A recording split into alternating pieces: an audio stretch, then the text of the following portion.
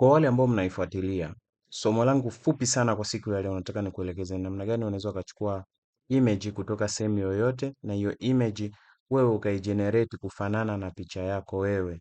Hasa zile tunasema picha za kibunifu. Unachotakiwa kufanya, utaupload kwanza picha yako ya kwanza ambayo let's say ni hii hapa, sawa? Baada ya hapo iombe ifanye picha yangu ifanye picha yangu ikiwa katika black and white. Hiyo ndio option yako ya kwanza utachagua, sawa? Baada ya hapo, ina maana kwa sababu picha yangu mimi nataka kugenerate ni iko kwenye black and white na baadhi ya color nimeiondoa hii ili iwe katika uhalisia wa black and white. Kwa baada ya kugenerate picha hiyo i-download. Kwa hiyo baada ya kudownload nita-upload picha zangu mbili. Picha ya kwanza ni hii hapa ambayo nataka kuifanyia kukopi kwenda katika picha ya pili. Kwa hiyo nitakuja nita-upload picha ya pili ambayo ni ile picha ambayo nimetoka kuigenerate hii hapa ambayo nimetoka kugenerate sasa hivi.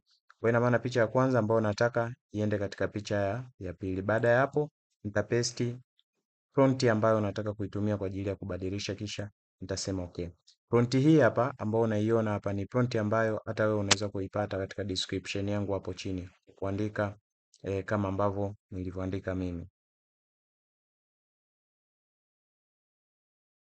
Wow, unaona kimepatikana kile ambacho tulikuwa tumekikusudia kukipata, na hii ndio picha yetu ambayo imefanania na ile picha ya kwanza.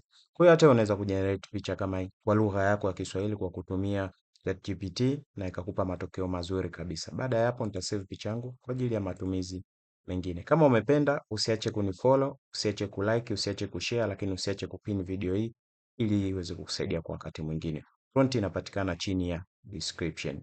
Naitwa SN Graphics.